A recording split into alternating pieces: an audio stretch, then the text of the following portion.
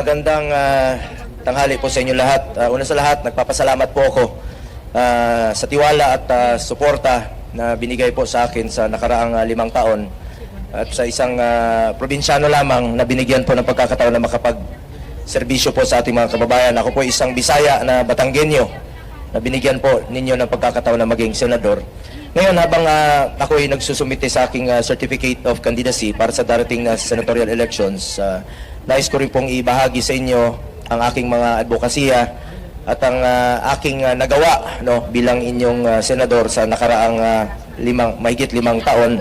I have authored 15 laws, co-authored and co-sponsored 164 laws, at 69 principally sponsored laws. Karamihan dito ay upgrading and establishing hospitals. Dahil isa sa aking advokasya nung nanalo po ako ay ang health. At nabigla po tayo ng panahon ng pandemya.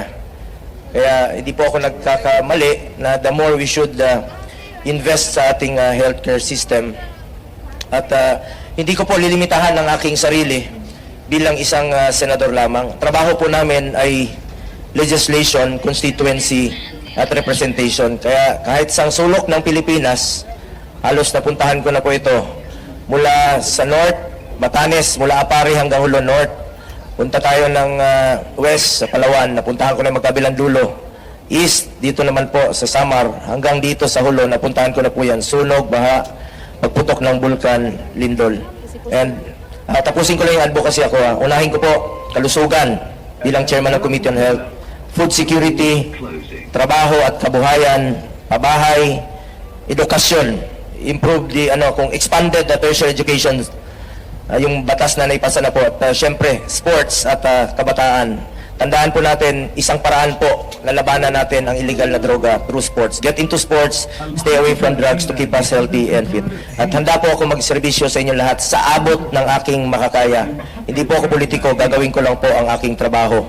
At susulong ko yung mga pro-poor programs at ipagpapatuloy ko po ipagpapatuloy ko po yung programang may tapang at malasakit sa kapwa Pilipino.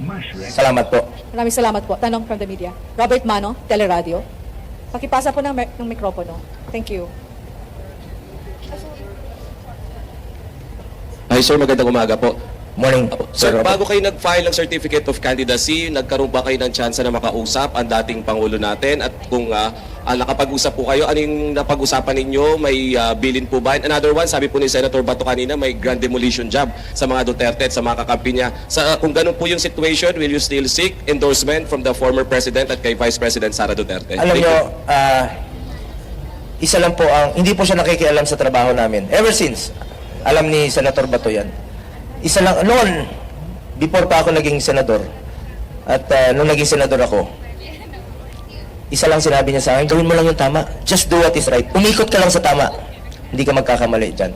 At ako, yung aking mga programa, at ang aking legislative agenda, ito pong mga pro-poor programs, yung makakatulong sa mga kababayan nating mahirap, especially sa health. At sa ngayon po, according to DOH, more than 15 million Filipinos na po ang natulungan ng malasakit centers. Magkakaroon po ng mahigit 6 na rana super health centers. Isang paraan po ito na ilapit natin ng serbisyo medikal sa ating mga kababayan. At isa rin po sa batas na ako ang principal sponsor at author, itong Regional Specialty Center. Halimbawa, yung mga heart center, kidney center. Ito po yung mga programa rin po ng present administration, itong Regional Specialty Center, na palawakin pa yung serbisyo medikal. Ang hirap po sa amin, buhay mula sa probinsya, na wala pong access sa medical, yung pagpapaopera sa puso, kidney transplant, lung, cancer. Mahirap po sa probinsya, malayo, wala silang kamag-anak rito. Kaya unahin ko yung mga pro-poor programs ng gobyerno. Ako, sumusuporta po ako sa mga programa po ng gobyerno na makakatulong po sa mga mahirap, sa mga pasyenteng mahirap po. Ngayon sa tanong mo kanina about President Duterte, from time to time, nakakausap ko naman po siya, but more on personal. Dahil sa politika po, hindi po niya kami pinapakialaman. At ang sinasabi lang niya, gawin mo lang yung tama. And of course, I'm running under PDP. Chairman po namin si Pangulong Duterte. At yung mga aming mga programang isusulong ay naayon rin po sa mga magagandang programa niya noon na gusto namin ipagpatuloy na may tapang at malasakit sa kapwa Pilipino. Yung magagandang programa noon, kita niyo naman po, ito pong mga build programs na napapakinabangan na po ng ating mga kababayan sa ngayon. Kita niyo naman ngayon, nababawasan yung traffic. Traffic pa rin tayo, pero paano, may alternative routes na po tayo. Yun pong Panggil Bridge. Naumpisahan po yun during President Aquino's time. At nag-groundbreaking sa panahon ni former President Duterte at natapos po ngayon. Yung mga programang dapat ipagpatuloy, nakakatulong sa mga kababayan natin. Isipin nyo noon, 3 hours yung biyahe. Yan po isa sa mga proyektong isinulong ng natin noon sa panahon ni dating Pangulong Duterte. At ang taong bayan na po ang nakikinabang dito. From Philippine Star. Sa endorsement? Of course. Siyempre, PDP kami at ini-endorso po kami ni dating Pangulong Duterte. At ako'y naniniwala po sa kanyang very strong endorsement. From Philippine Star, Ms. Mayan Alcatran. Sir, i-endorse po kayo ni Presidente. Masasama po ba siya sa inyo sa kampanya? Yan po ang hindi ko pa po masasagot ngayon. Yan po ang tinatawag na wait and see tayong lahat until the last day of filing, until October 8. Decision na po siguro yun ng pamilya nila. Lalong-lalo na po sa ngayon, sila na po ang nag-uusap kung saan po nila nais tumakbo. At ako'y naniniwala naman po na si dating Pangulong Duterte, pag dyan na yung pagmamahal mo at pagsiservisyo na nakasanayan na ng katawan mo, hinahanap yung kanyang pagsiservisyo sa kapwa Pilipino, hinahanap niya po. Kung sa tanong mo anong posisyon, hindi ko po masasagot na po yan at hindi po namin na-discuss po yan lately. Sir, magandang hapon po. Michael Rogas po from Radyo Pilipinas. Opo. Sir, kahapon nag-file ang Magdalo Party List, yung kanilang first nominee na si Gary Alejano. At nabanggit po nila na kung sakaling mananalo po sila, ay yung impeachment po agad ang kanilang isusulong sa Kamara against po the Vice President Sara Duterte. Kayo po bilang an ally po ng Duterte family, ano po ang inyong pong reaction o masasabi tungkol dito? Unang-una, so we're talking about 20th Congress na yan. Hindi ngayon, di ba? Ngayon, senador kami. So pag-uusapan yan, may lower house, yun ang proseso Kung dadaan sa kanila, at kung dadaan naman po sa amin, dadaan po yan sa pagbubusisi, ebidensya. Kaya nga po tayo may check and balances sa gobyerno.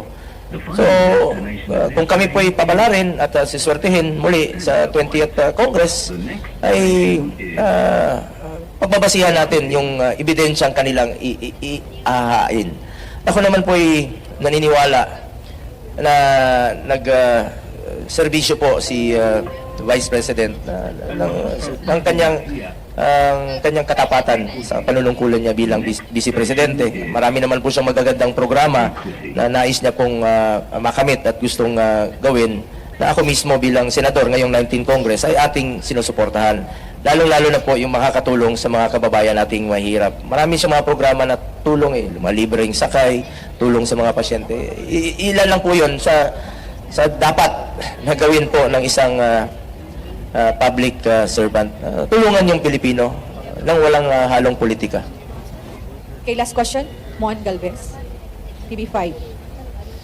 Good afternoon, Senator Mon Galvez po sa TV5. Sir, actually, just to reiterate lang yung question kanina, that marami hong mga demolition job that were mentioned against the allies and the Dutertes. Do you still believe sa tinatawag na Duterte magic para manalo kayo na mga inendorso ho niya?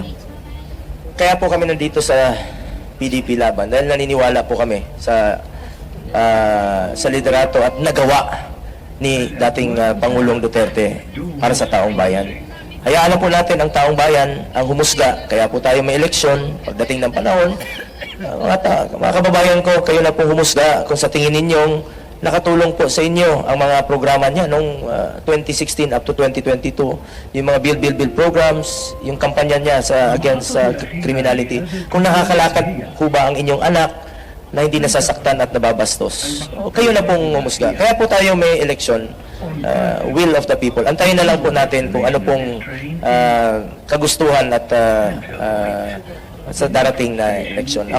Naniniwala po ako na pagmahal ka ng tao at alam nilang nagsiservisyo ka ng buong katapatan at pag may mamalasakit sa Pilipino, sila na po ang huhusga para sa inyo at hindi kanila malilimutan. Alam po ng Pilipino yan.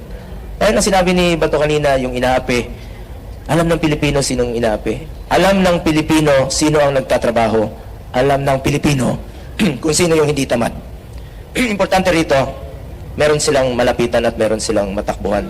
Ulitin ko, alam naman po ng Pilipino for the past 5 years, 6 years. Ako po ay nagtatrabaho para po sa kanilang lahat. Sa abot ng aking makakaya. Kung kasipagan lang pong pag-uusapan, yan po pwede kong ipagmalaki sa inyong lahat ang aking kasipagan at pagmamalasakit sa kapwa Pilipino. Wala pong masasayang na oras.